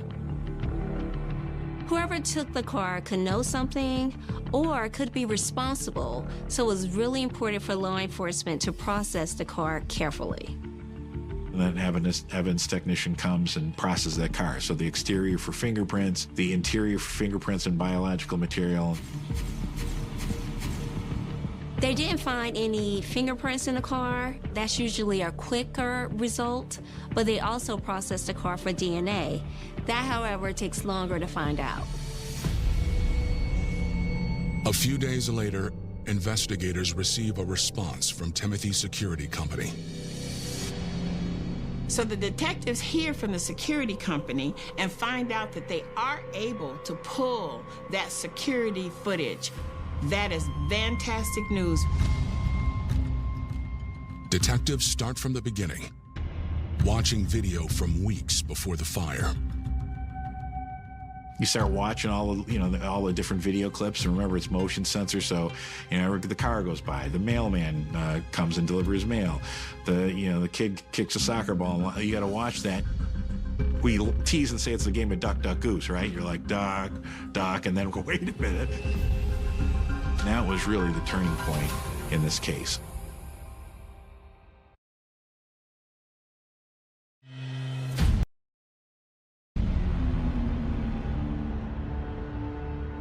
Chicago police detectives pore over hours of security camera footage obtained from the home of shooting victim Timothy Lawrence.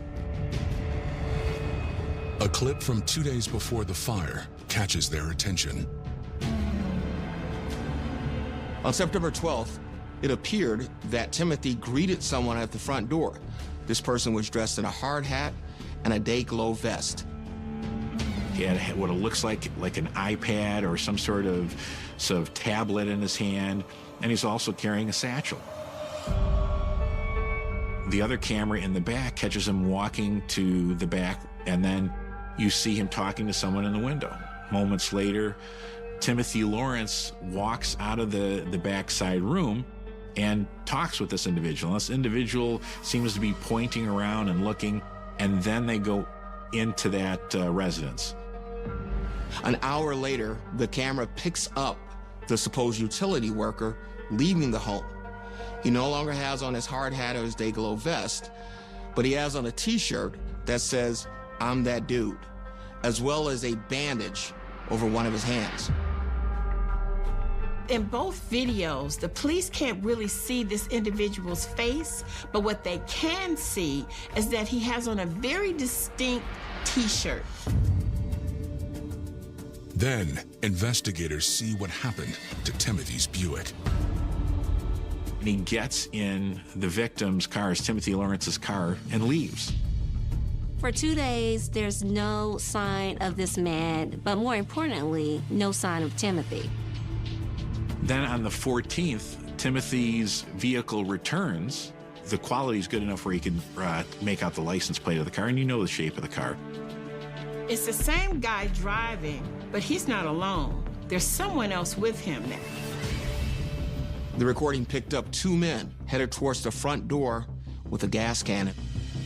One guy has a skull cap on, like a knit hat, and some other clothing. But if you watch the video, he never looks at the camera, and he doesn't give a side profile to the camera. He takes out the 2 large gas containers. The other person gives a pretty decent side profile, is much taller. The suspects use a key to get inside of the home. So now the police have not 1, but 2 suspects that they're looking for in connection with this crime. And then it goes dead. Someone disabled the power. It ended just before the fire was reported. Someone was thinking that, hey, I'm going to unplug, it's not going to work anymore, right before he set the fire. And he's like, I don't care, because it's all going to get burned up. He didn't know it was in the cloud. Timothy was not seen again after he let the person dressed as the meter man inside his home. It looks like the first man in the utility uniform came, killed Timothy, left, and came back later with an accomplice to burn the place down. After you look at this information, what do you then do? Okay, I know this person went and got, an accelerant, some gasoline. Investigators look at Timothy's credit card activity. The police discovered on September the 13th that somebody using Timothy Lawrence's credit card purchased gasoline in the amount of $28.76 from a local gas station. That is the day before Timothy's home burned down, but it's the day after the mysterious meter reader visited Timothy's home. The person who did it stole Timothy's credit card, used it to buy gasoline, to then burn down the house to cover up the crime. Police visited the gas station and interviewed the service manager who was on duty at the time. Unfortunately, however, he's unable to identify the potential suspects, and there's no surveillance video. On January 3rd, 2016, police widened their search by releasing stills from the videos to the public. There was a time out there that we kind of hit a dead end, and we tried to ask the public, hey, does anybody know who this person is? No one comes forward, and his family doesn't recognize them. They have what they think are actual pictures of the persons responsible, but they have no idea who they are. Months pass, and the men remain unidentified. At that time, it seemed like, oh my God, it's been years almost. It just seems so long. In reality, it was just a few months. But while you're going through that process, it just seems like a long time. I was worried about that because, a lot of crime and murder that happens in Chicago, it can go unsolved. It can never be solved. 9 months after the fire, on July 21st, investigators finally received the results of the forensic testing from Timothy's recovered Buick. DNA is discovered on the pair of eyeglasses that are found inside of the vehicle. DNA leads police to a 42-year-old Chicago resident who has a long criminal history. His name is Willie Bell. In July 2016, 9 months after the murder of Timothy Lawrence, Chicago police have a suspect and a name. Willie Bell had a long list of prior convictions, including a conviction for armed robbery, aggravated discharge of a firearm, and for trespassing. To learn more about him, investigators look online.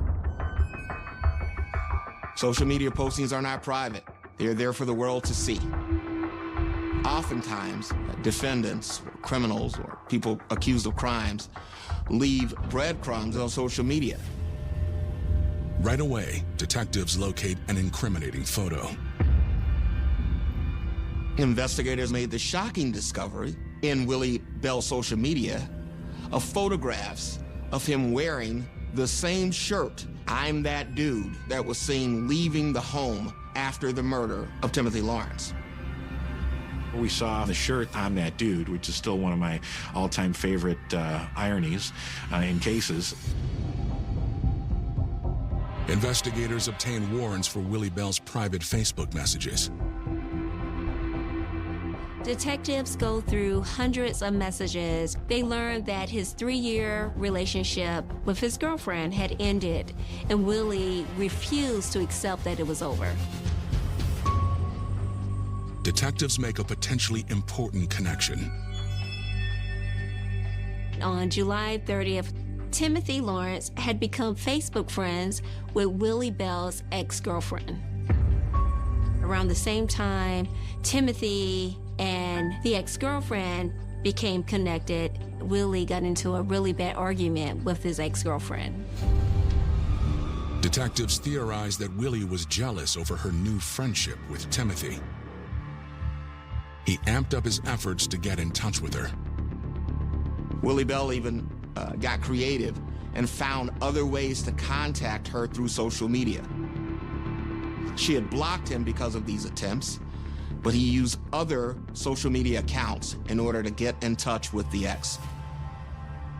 She finally communicated with him and seemed to have indicated that she was interested in someone new. So the only connection that the police can find is this woman between Willie Bell and Timothy Lawrence. And it looks like Willie Bell thinks that Timothy Lawrence is the person that has replaced him. You know, you can feel the rage starting when he's learning about, this other relationship. You could see it building. Willie Bell went through multiple sort of diatribes on social media, expressing his frustration with the loss of the relationship and expressing frustration with the new person that was in his ex-girlfriend's life. Murders have occurred based on jealousies or disruptions in relationships since the beginning of time. Timothy's family members know of the woman, but say the relationship wasn't serious. In fact, it was barely a relationship at all. From what I understand, Timothy was on his normal garbage route, and he saw her trying to get a car seat in her car. So he stopped the truck and helped her, and that really sparked that relationship where, hey, this person's a nice guy, and they started talking. Investigators interviewed the woman. You know by talking with her just in a couple minutes that this is not someone that's gonna conspire with somebody to murder. So the investigators think that Willie Bell actually believed that the relationship with his ex and Timothy was a lot more than what it really was. And it was driving him so crazy that he went after this man who wasn't even the rival that he thought he was. By the fall of 2016, investigators believe Willie Bell is responsible for the death of his perceived enemy, Timothy Lawrence. Investigators believe that on his visit to Timothy's home, Willie Bell shot his romantic rival in the head, stole his credit cards, and stole his vehicle. In order to prove him guilty, they've got to put their case together piece by piece, brick by brick. Think of a spoke of a wheel. It's all of these spokes all pointing to the center. It has to be that person. Well, the investigators put surveillance on Willie, and they determined what he drives, which is a Cadillac, and they also know where he lives. While we were building the case, we were kind of kept an eye on him there and also at his residence. That was on the way for two of us three to work every day, and we would just make sure that Cadillac is still there and he's still not in the wind. Investigators learned that Willie Bell is employed as a truck driver. There is no record of Willie Bell working as a meter reader in Chicago or anywhere else. Authorities believe that he had purchased the Dayglow vest and the helmet as a ruse to get into the home of Timothy Lawrence. Timothy Lawrence, being oblivious to what was going on, readily invited this meter reader into his home. That leads them to canvass a local hardware store to see if they can find where Willie purchased this costume that allowed him to gain access into Timothy's home. Footage from a local hardware store shows Willie entering the hardware store and purchasing the hard hat and the Dayglow vest 1 week before the murder of Timothy Lawrence. And at the time, the self-checkouts where he went to have a little micro SD card, and it only records 10 days. So we couldn't get that great facial shot because it was beyond, by the time we figured this all out, it was a little bit later, but they still had the footage, the overview footage of him coming in, him purchasing it. They also obtained footage of him leaving the store in his Cadillac. Next, detectives subpoena Willie Bell's phone records.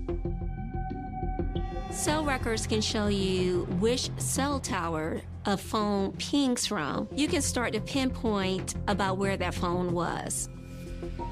The phone records placed Willie Bell in the area of the home on both the day of the fire and on the day of the homicide. He was in the area in both the 12th and the 14th. The records also expose an unexpected clue. Phone records revealed that Willie Bell was in constant contact with Philip Bell, his older brother, at the time of the fire at Timothy Lawrence's home. So police had their man. But there was that second person that they saw in the video carrying the gas can. Could it be Philip Bell? A close analysis of the surveillance video, as well as a still shot of Philip Bell, led authorities to the conclusion that Philip was the accomplice of his brother Willie on the day of the fire. On October 24th, 2016, over a year after the fire, authorities are ready to confront Willie Bell in person. We call it the death of 1,000 cuts. So it's all of those pieces of evidence. It's not just one. It's the stack upon stack upon stack. It's the DNA. It's the cell phone evidence bringing in those scenes. So looking at all those facts, there's no one did it but Willie. More than a year after this murder had been committed, Willie Bell was stopped by police as he drove home from his job. Myself and Detectives Cummings actually grabbed him, was right in front, not too far from his home, right in front of the 22nd District Police Station when we picked him up. Willie doesn't have a lot to say. He denies everything. He isn't going to confess. He says he does not know Timothy and he's never been to Timothy's home. 4 days later, police arrest Willie's brother and suspected accomplice, Philip Bell. If you have two people that have committed a crime together, you're going to obviously use that against each other to have one talk about the other one. Now's the time to pick a side. Chicago investigators interview Philip Bell regarding the shooting of Timothy Lawrence. They suspect that Philip helped his brother, Willie, attempt to cover up the crime by setting a fire inside Timothy's home. It's always interesting when something happens and it's family involved. It just comes down to either loyalty or self-preservation. So this is a very difficult situation for the brother to be in because he has his loyalty to his brother, but also he has to save himself. And Philip ultimately chose to talk and tell the truth. So Philip said that Willie called him and told him that he had hit a lick, meaning that he had tried to rob someone and that person had fought back. During the struggle, Willie said that he had shot and killed the other person.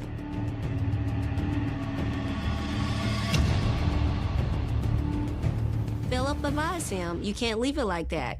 You have to burn it down. And Philip agreed to help. Philip looked beyond the fact that he may have been involving himself in a crime and was loyal to his family, a decision that he will forever regret. Philip tells investigators that on September 13th, he went with his brother to Timothy Lawrence's home. Philip told authorities that he and Willie went inside of the home, doused it with gasoline. Philip admits to stealing a laptop computer and a camera before leaving the home and setting it ablaze. The brothers then quickly fled the home as it became engulfed in flames. Philip says he didn't know about it until later when he heard about the crime on the news, that his brother had killed Timothy Lawrence out of jealousy. Since the night of the fire, he says that he and Willie have never discussed what happened. Investigators charge Willie with premeditated murder. Willie Bell was charged with first-degree murder, concealment of a homicidal death, home invasion, residential arson, and possession of a stolen motor vehicle. When you see that he goes through all that effort to more or less put a costume on, to get someone inside their house, then execute them, then come back days later and torch the place to make sure they're not caught, it's kind of the ultimate payback. Even so, justice is anything but swift.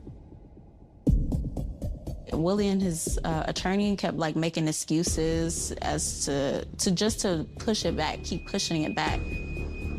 Philip is ultimately charged with concealment of a homicidal death and residential burglary. Philip pays the price for his involvement. In 2021, he is sentenced to 2 years, 1 in prison and another under supervised release. His brother kind of went to jail and got out before Willie even got sentenced. In April 2023, Willie Bell runs out of excuses. It took 7 years. It was the longest 7 years of my life. I must commend the state's attorney at the time. Him and the victims and witness advocate, they kept me up to date with everything. I was at work and he called me and he's like, I have some news. Willie decided ultimately to cut his losses and to plead guilty. He pled guilty to 1 count of first-degree murder and received a sentence of 28 years in the Department of Corrections. If it was left up to me personally, he would rot in jail for the rest of his life. And he could still, because, you know, ain't no telling what happens while they're in prison. So it could be a life sentence to him, but to me, it wasn't long enough. It was not long enough. Whether or not justice was served is really up to the family of the deceased. He suffered a tragic, horrible death that he did not deserve. My fondest memory of him was, you know, just him always being there.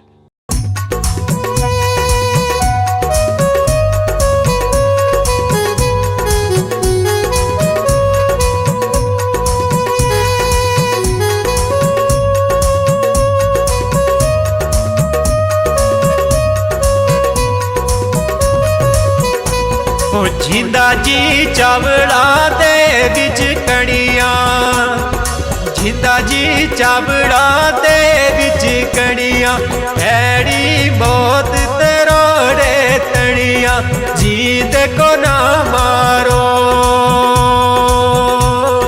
ना मारो, ना मारो बड़ी जान, जीदा कड़ियां दा बिजमान, जीत को ना मारो।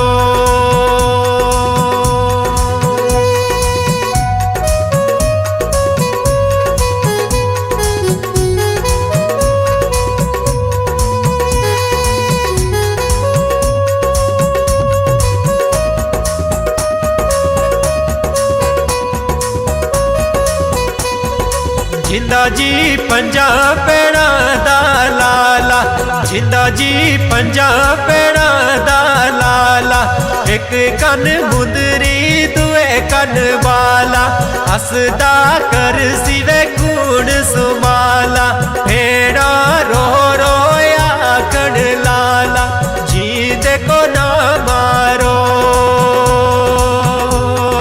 ना मारो, ना मारो बड़ी जान, के जीत वे कड़ियां दा बिजमान, वो जीत को ना मारो।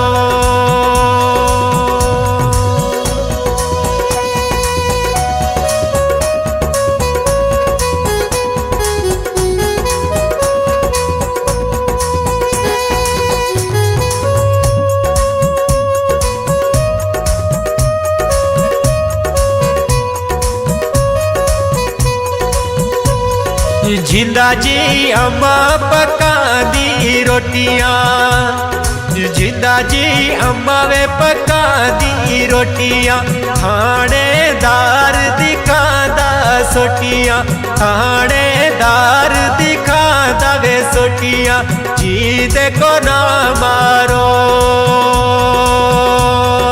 ना मारो ना मारो बड़ी जान जीदा खड़िया दा मिजमान जी देखो ना मारो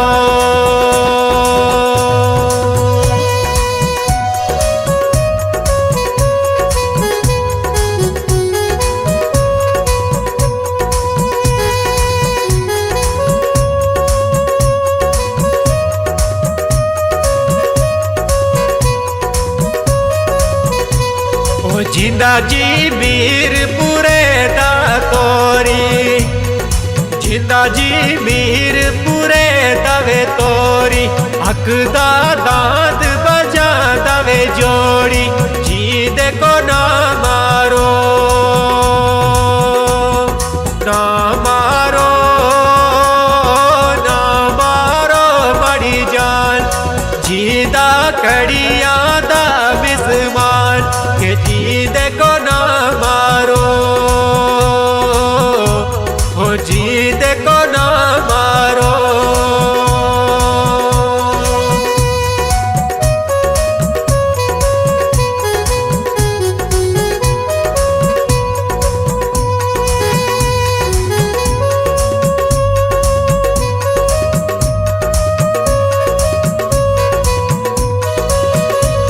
ओ जिंदा जी माँ में दे कर मंगया जिंदा जी माँ में दे कर मंगया माँ भी चावे परोटे टंगया जीद को ना मारो ना मारो ना मारो बड़ी जान जीदा खड़िया दा बिजमान के जी देखो ना मारो ओ जी देखो ना मारो